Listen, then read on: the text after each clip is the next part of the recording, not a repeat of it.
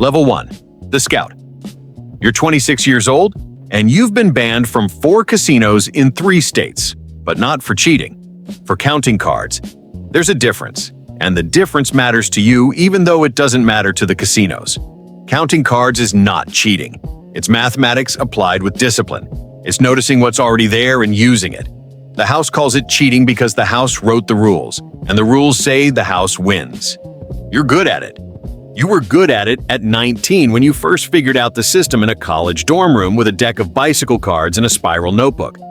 You were better at it at 22 when you took $800 into a riverboat casino in Shreveport and walked out with $6,400. You were exceptional at it at 25 until the eye in the sky caught the rhythm of your bet sizing and a man in a blazer put his hand on your shoulder and asked you to follow him. Now you're 26, you're in Las Vegas for the first time, and you're not gambling. You're watching. You've spent 3 days walking the floors of 6 different casinos with a notebook and a tourist's expression. You sit near blackjack pits and study the dealers. You watch the pit bosses and map their rotation patterns. You identify the cameras. Not all of them, nobody gets all of them, but enough to understand the geometry of the surveillance architecture. You study the chip flow, where the high-denomination chips go, how they're transported, who counts them, when. You're not planning anything. That's what you tell yourself. You're just looking the way you've always looked, the way you looked at the card table until the pattern appeared in the noise. The pattern is appearing. On the 4th day, a man named Vincent sits down next to you at the bar, orders the same drink you ordered, and says, "You've been watching the Meridian for 72 hours and you haven't placed a single bet. Either you're a cop or you're the most interesting person I've met in 10 years. You look at him. He's 50-something, well-dressed without being flashy, the kind of calm that comes from never needing to perform it. You ask him which he's hoping for. He says, "The second one." Definitely the second one. Level 2. The Education. Vincent is not what he appears to be, which you will later understand is his primary professional skill. He appears to be a retired hotel executive with a gambling hobby. What he actually is someone who has successfully removed money from 3 separate casino vaults over the course of 20 years without ever being charged with anything. He has been investigated 4 times. He has never been indicted. He is, in the specific world that he operates in, legendary in the way that only people who don't talk about themselves can be legendary. He doesn't recruit you immediately. That's not how he works. Over the following 6 weeks, he teaches you things. Not heist planning, not yet. He teaches you how casinos actually function at the operational level, the staffing structures, the regulatory requirements, the internal security hierarchies, the relationship between casino management and the Nevada Gaming Control Board. He teaches you how money moves inside a casino and why it moves the way it does, and where the friction points are in that movement. He teaches you to read a casino floor the way you taught yourself to read a deck of cards, not by memorizing individual elements, but by understanding the system underneath them. He also teaches you something nobody writes down. Every casino has a theory of its own security. The theory is always wrong in at least one specific way. The Meridian, he tells you, believes its vulnerability is the count room. So it has protected the count room extremely well. The actual vulnerability is somewhere the count room theory doesn't cover, and the gap between what security thinks it's protecting and what it's actually protecting is where every successful operation begins. You spend 2 months studying the Meridian's theory of itself. You find the gap on a Tuesday morning at 11:47, watching a chip transfer through a window that shouldn't give you that sightline. You call Vincent. You tell him what you found. He says, "Now we're starting." Level 3. The Crew. You're 27. You and Vincent have a gap and a concept. What you don't have is people. Vincent's approach to crew assembly is different from anything you've seen in movies or read about in case files, and you've read every publicly available case file on casino robbery in the United States. He doesn't recruit criminals. He recruits specialists who happen to be willing to commit crimes. The distinction matters. A criminal who learns a skill is loyal to the job until a better job appears. A specialist who chooses a crime is loyal to the craft. They want the thing done correctly, which makes them reliable in ways that loyalty to money doesn't. He finds Elena through a network you don't have full visibility into. She is a former casino surveillance technician who left the industry after a dispute with management that she will explain in detail if you let her. She knows surveillance systems from the inside, not as an adversary to be defeated, but as a professional who installed them. She knows how they think, because she built them to think a certain way. He finds Marcus through you, actually, a former colleague from your card-counting days, a man with a specific and rare gift for social engineering.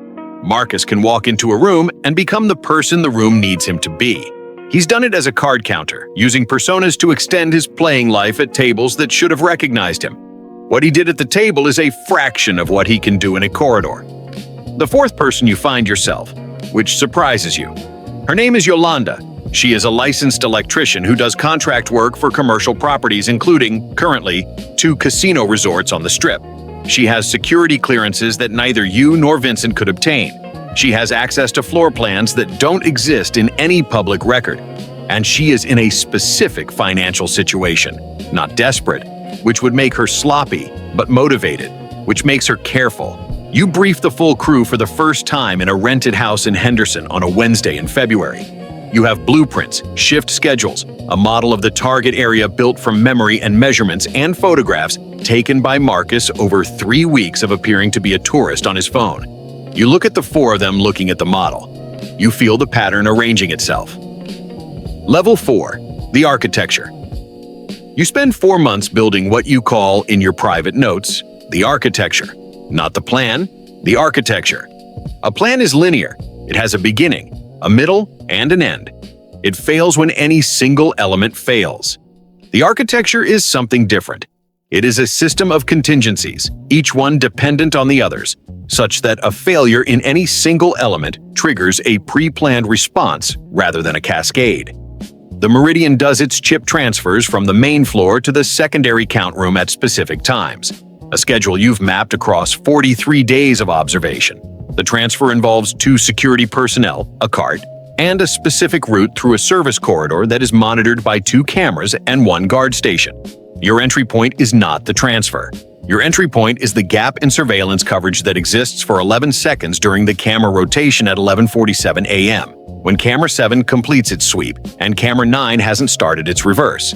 11 seconds is not enough time to do anything. It is enough time to put Marcus in a position where he can do something later.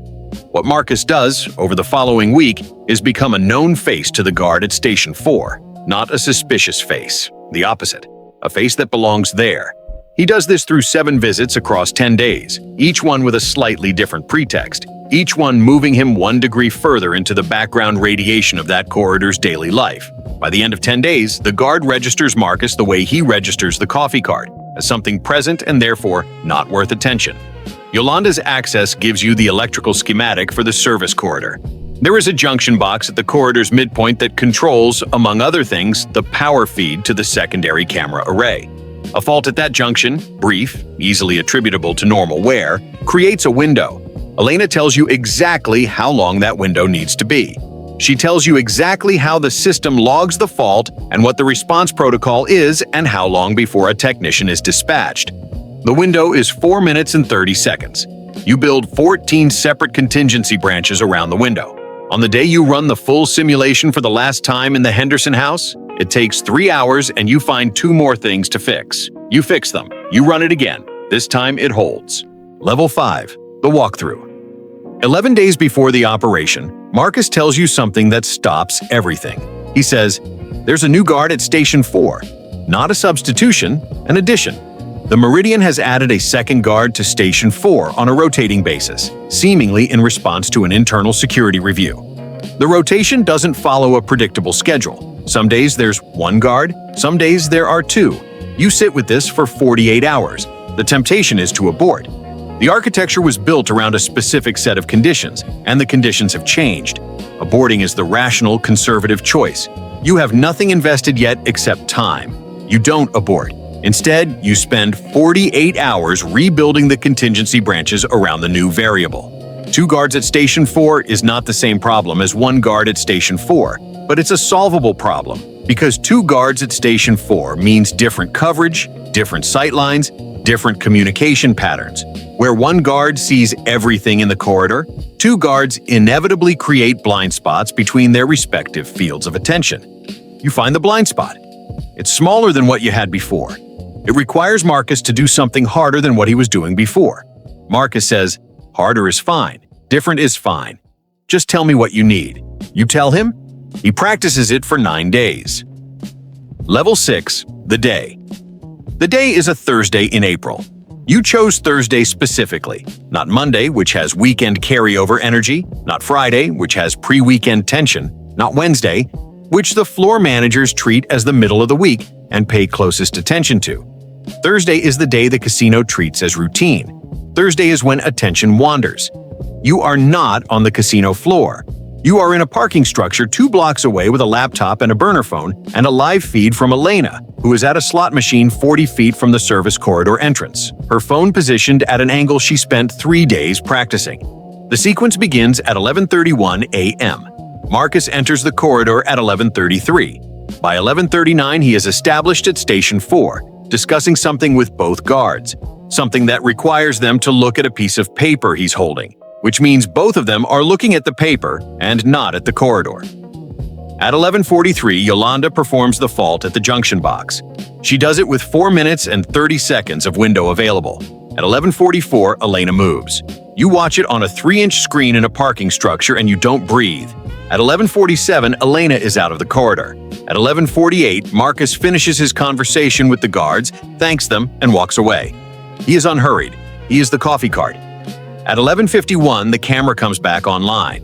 The log shows a 47-second fault, within expected parameters for a junction box of that age in a building of that size. A technician will look at it on Monday. At 12:04, you receive confirmation from Elena. You sit in the parking structure for 11 minutes without moving. Then you start the car. Level 7, the laundering. You're 28. You have money that doesn't exist. Not metaphorically, literally. Casino chips converted through a process that Marcus executed over the preceding 6 weeks, using 7 separate personas at 4 separate properties into cash that has been through enough hands that its origin is genuinely obscure. Genuinely obscure is not the same as clean. You know this. Vincent knows this.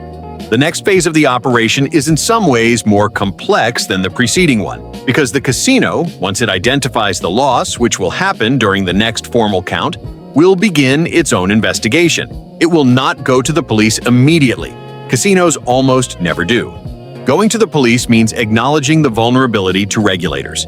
The casino will investigate internally first, looking for an inside job, looking for known associates, looking for anything that points in a direction. You've prepared for this. Every decision made during the planning phase was made with the subsequent investigation in mind. Marcus's personas have documentation that doesn't trace back. Yolanda's access was legitimate. The fault she created is indistinguishable from natural wear. Elena's position on the floor was that of a normal patron. You are the only element with a history. You have the card-counting bands. You are the thing that traces. So you are already gone. You left Las Vegas on Thursday afternoon. Before the count discrepancy was found, you are in Portland, Oregon, where you have been, according to receipts and hotel records and 2 credit card transactions, for the past 4 days. The alibi is not airtight. Nothing is airtight. The alibi is good enough. Vincent handles the laundering through a structure you're not given full visibility into.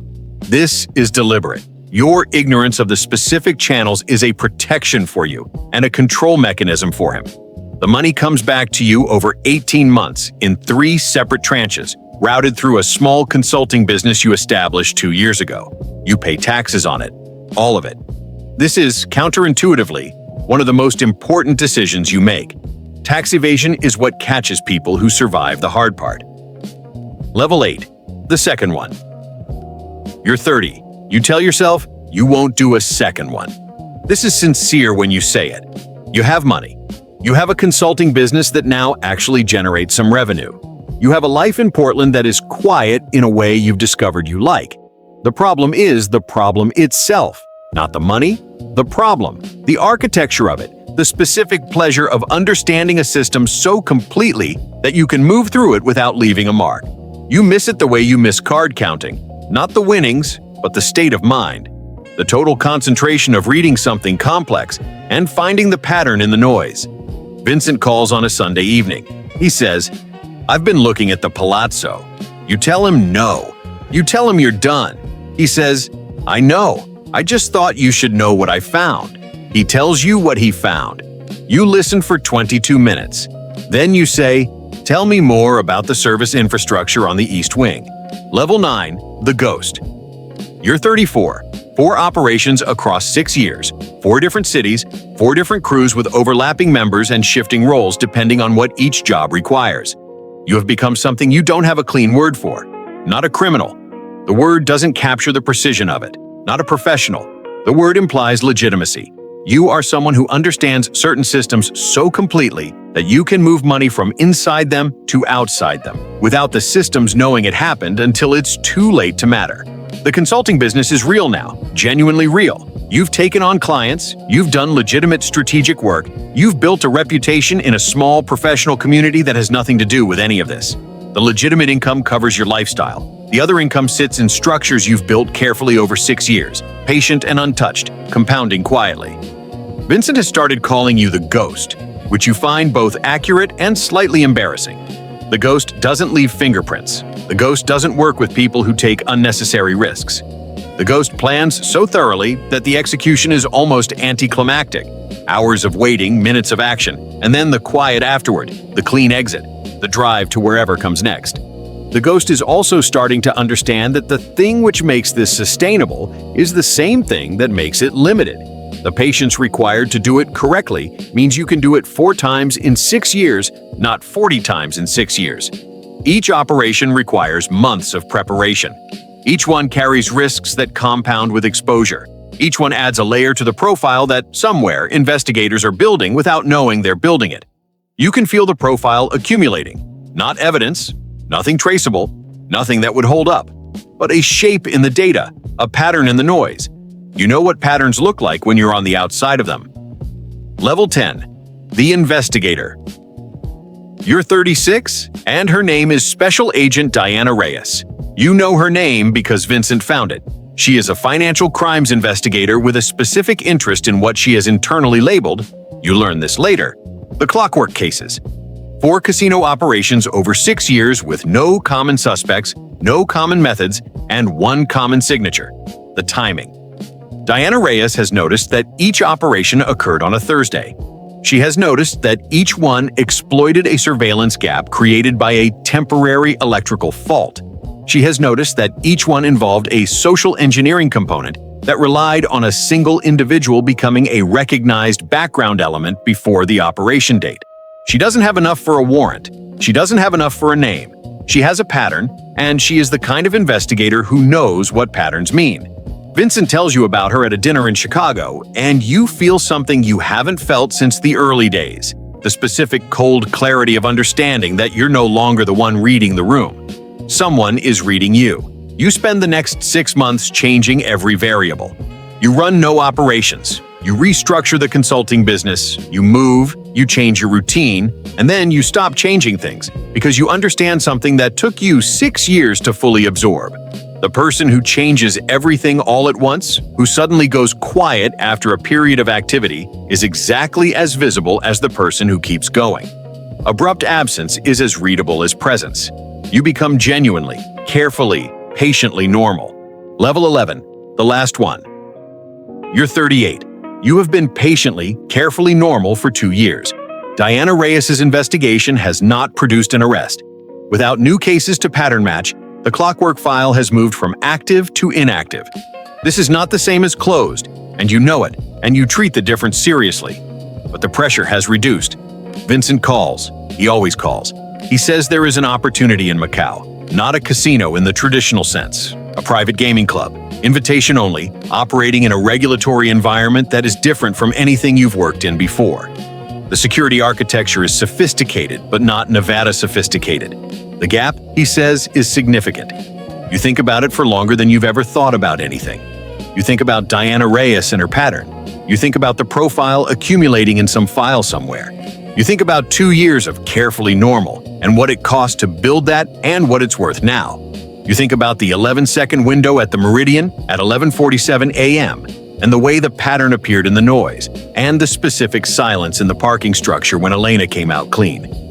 You call Vincent back. You say, "Not Macau." He asks why. You tell him, because Macau is where the pattern breaks. Because the ghost doesn't work in new regulatory environments without 6 months of preparation you haven't done.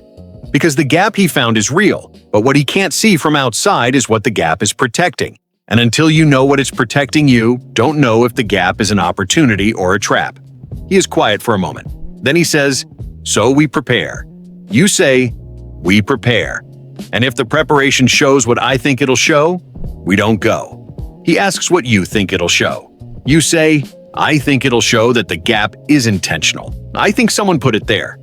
3 months later, the preparation shows exactly that. The Macau Club is under active investigation by an international financial crimes unit.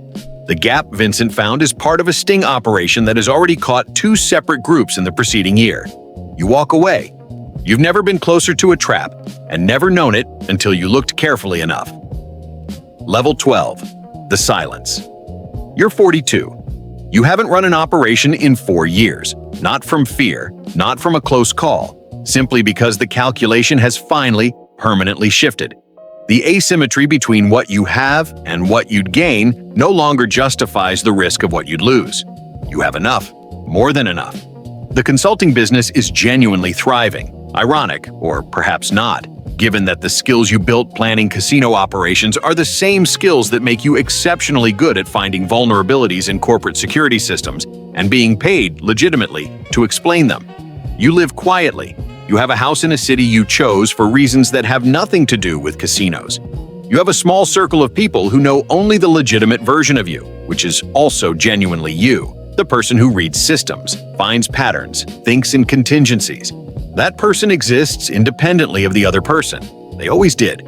Vincent retired 2 years ago. He moved somewhere warm. He sends you a postcard once a year with no return address. The postcards say nothing interesting, the weather, a restaurant he liked. The fact that they say nothing interesting is the message. You haven't heard from Diana Reyes. The clockwork file is presumably still somewhere, presumably still inactive. You don't check. Checking would mean looking at something you've chosen not to look at. And the discipline of that choice is something you respect in yourself. It's the same discipline as walking away from Macau. The same discipline as reading the room and knowing when the room is reading back. You sit on your porch on a Thursday evening in April. You chose a Thursday.